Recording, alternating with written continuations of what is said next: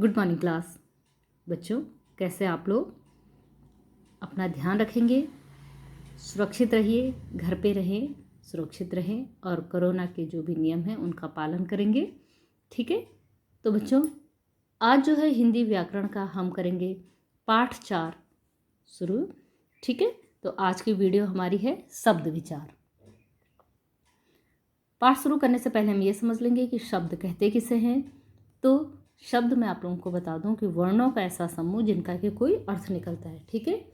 ध्वनियों का ऐसा मेल या वर्णों का ऐसा समूह जिसका कोई निश्चित अर्थ निकलता हो शब्द कहलाता है।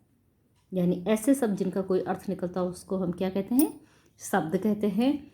शब्दों का वर्गीकरण का आधार जो है उत्पत्ति के आधार पे, रचना के आधार पर, अर्थ के आधार पर और प्रयोग के आधार पे हमने 4 प्रकार से शब्दों का वर्गीकरण किया है। ठीक है। सबसे पहले उत्पत्ति या स्रोत के आधार पे कि किस प्रकार से शब्दों का निर्माण हुआ, शब्द आए कहाँ से हैं, तो उसके आधार पे जो है शब्दों का निर्माण। तो हिंदी में अनेक भाषाओं के शब्द मिले हुए हैं। इनमें कुछ शब्द संस्कृत से आए हैं तो कुछ अरबी, फारसी, तुर्की, अंग्रेजी आदि भाषाओं से हैं। इस प्रकार कहा जा सकता है कि हिंदी शब्दों की उत्पत्ति का स्रोत संस्कृत, अरबी, फारसी, अंग्रेजी या हिंदी की बोलियां हैं। इस आधार पर हिंदी भाषा के शब्दों का वर्गीकरण 5 भागों में किया जा सकता है उत्पत्ति के आधार पर। ठीक है। तो उत्पत्ति के आधार पर शब्दों का वर्गीकरण हम देखेंगे। उत्पत्ति के आधार पर शब्दों का वर्गीकरण यहाँ पे हम देख लेंगे। शब्दों का वर्गीकरण उत्पत्ति के आधार पर।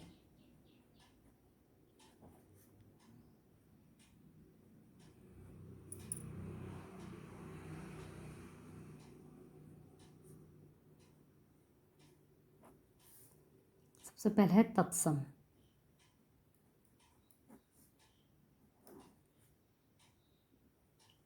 तद्भव, देशज या देसी, देशज या देसी शब्द भी बोलते हैं, विदेशी। सबसे पहले तत्सम। तत्सम शब्द वे शब्द कहलाते हैं जो शुद्ध रूप से संस्कृत से हिंदी में आए हैं। ठीक है। शुद्ध रूप से संस्कृत के शब्द जो संस्कृत से हिंदी में आए हैं उनको हम तत्सम कहते हैं। तद्भव, संस्कृत के ऐसे शब्द जो थोड़ा सा विकृत हो गए यानी जिनका रूप थोड़ा सा परिवर्तित होकर हिंदी में आया है उनको हम तद्भव कहते हैं। जैसे रात्रि।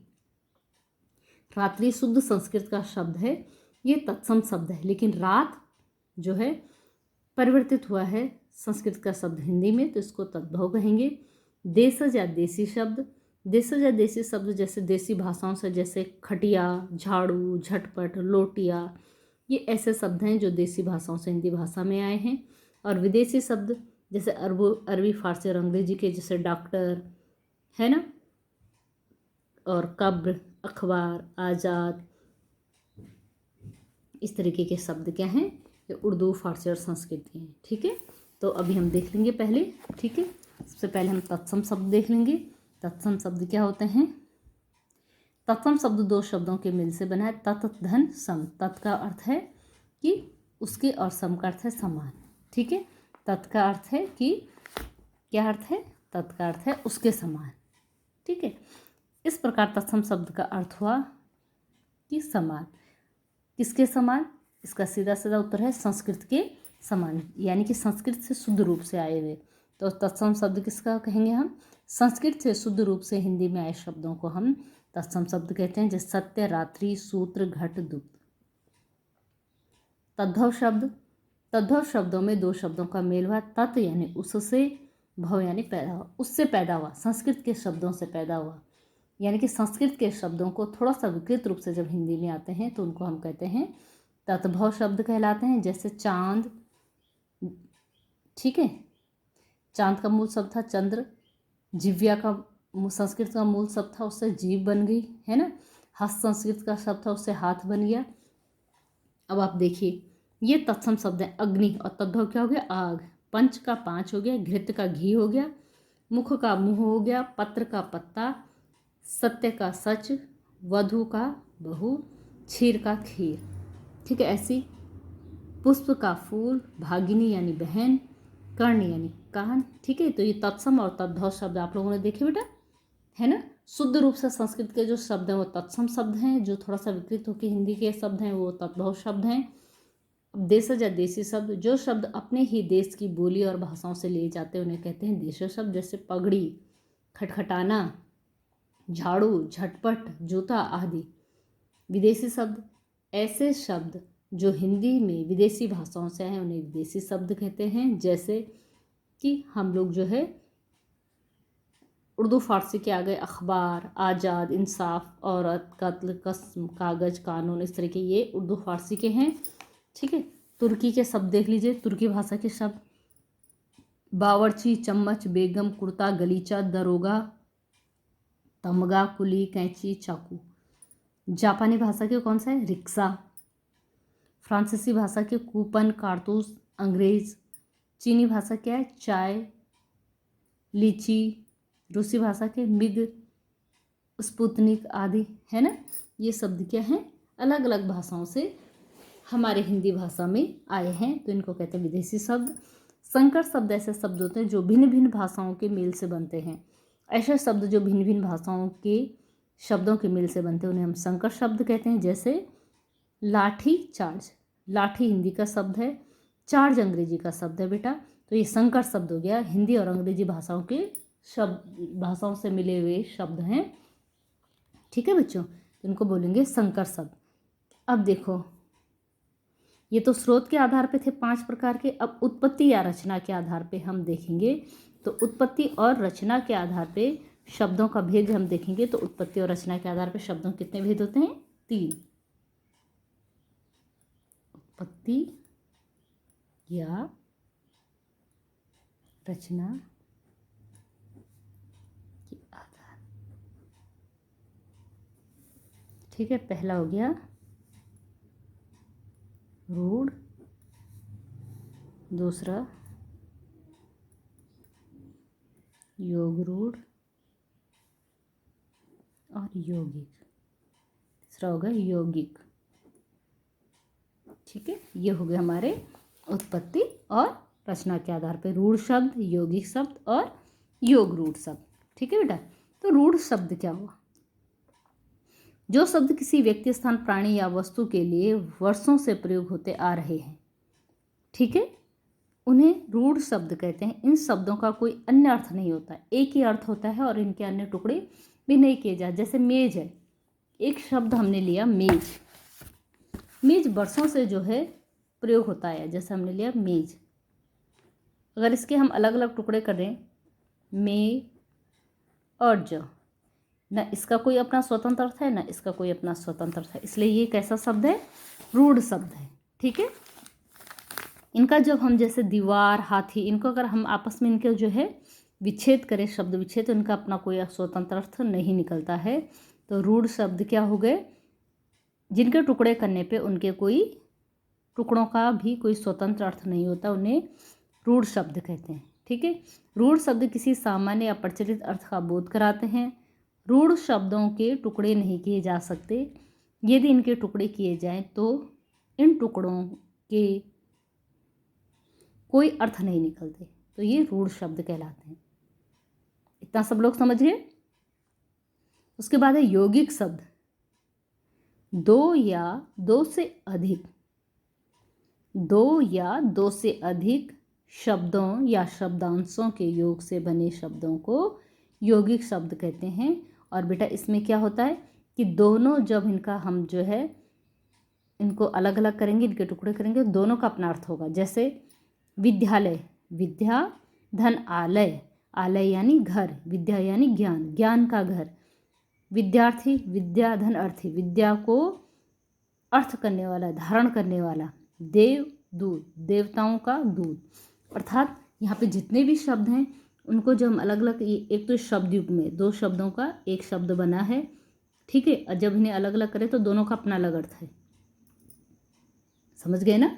तो ऐसे शब्द जो है यौगिक शब्द कहलाते हैं। अब देखिए आप लोग योग रूढ़ शब्द क्या होते हैं। ठीक है, ऐसे शब्द जो दो शब्दों से या दो से अधिक शब्दों या शब्दांशों के मेल से बने हों, लेकिन क्या हो, अपने सामान्य अर्थ को छोड़कर किसी विशेष अर्थ की ओर संकेत करते हो या किसी विशेष अर्थ को बताते हो, वो योग रूढ़ कहलाते हैं।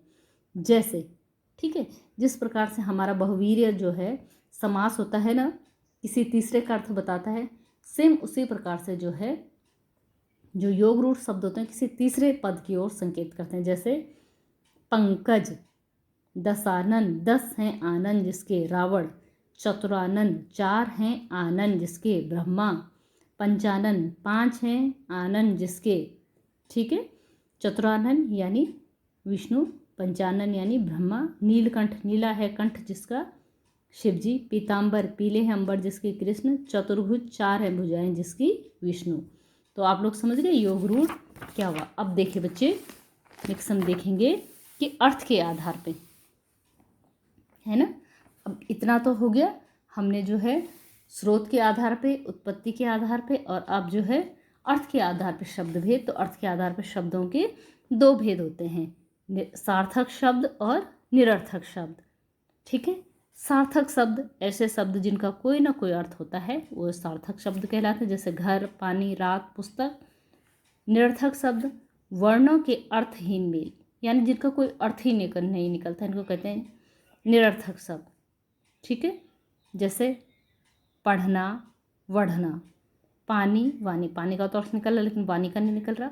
लिखना, विखना, लिखना का तो अर्थ लिखा लेकिन विखना का नहीं निकला। ठीक है, तो ऐसे शब्दों को जो हम क्या कहेंगे, निरर्थक शब्द। अर्थ के आधार पे सार्थक शब्दों के भेद होते हैं, एक अर्थी, अनेक अर्थी, विलोम अर्थी और समरूपी भिन्नार्थी। ठीक है, एक अर्थी यानी जिसका एक ही अर्थ निकले, अनेक अर्थी यानी पर्यायवाची शब्द, विलोम शब्द यानी विलोम शब्द, और समरूपी भिन्नार्थी शब्द यानी कि सुनने में समान लगते हैं लेकिन अर्थ इनका भिन्न होता है। तो सबसे पहले हम देखेंगे एक अर्थी। जिन शब्दों का एक ही अर्थ होता है उन्हें एक अर्थी शब्द कहते हैं। जैसे हम कहेंगे पीड़ा, ना, धड़, इनका एक ही अर्थ होता है। नृत्य, नाच, गृह, घर, मृत्यु, मौत, वायु, हवा आदि। ठीक है, इनका एक ही अर्थ निकल रहा है, एक से ज़्यादा अर्थ इनके नहीं निकल रहे हैं। पीड़ा का अर्थ दर्द हुआ इसके। ठीक है, अनेक अर्थी शब्द ऐसे शब्द जिनका प्रयोग एक से अधिक अर्थों में किया जा सकता है। जैसे कर, तो हाथ, किरण को भी कर कहते हैं और टैक्स को भी कर कहते हैं। सोना, सो जाना, और स्वर्ण, काल, मृत्यु और समय, दोनों को काल कहते हैं। कुल, कुल को वंश भी कहते हैं और सब भी कहते हैं। लाल, पुत्र को भी कहते हैं, एक रंग को भी कहते हैं। तो एक से ज़्यादा अर्थ ये दे रहे हैं तो इन्हें कहते हैं अनेकार्थी शब्द। ठीक है बेटा, अब देखेंगे पर्यायवाची शब्द। पर्यायवाची शब्द क्या होते हैं, समान अर्थ बताने वाले शब्दों को पर्यायवाची शब्द कहते हैं। जैसे आकाश, आकाश को और क्या क्या, आसमान, गगन, अंबर। ठीक है, इनका अर्थ समान होता है। पानी, नील, जल, वारी, समुद्र, नीरधि, जलधि, वारिधि। ठीक है, ये जो है ऐसे शब्द हैं जो कि जो है समान अर्थ बताते हैं।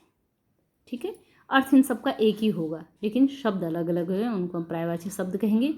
विलोम शब्द आप सभी जानते हैं कि विपरीत अर्थ प्रकट करने वाले शब्द विलोम शब्द कहलाते हैं। जैसे सुख का दुख, कटु का मधुर, सरल का कठिन। ठीक है बच्चों, यहाँ तक सारे बच्चे समझ गए हैं। ओके, अब आगे बढ़ें। समरूपी भिन्नार्थक शब्द यानी सुनने में समान लगते हैं लेकिन अर्थ भिन्न होता है।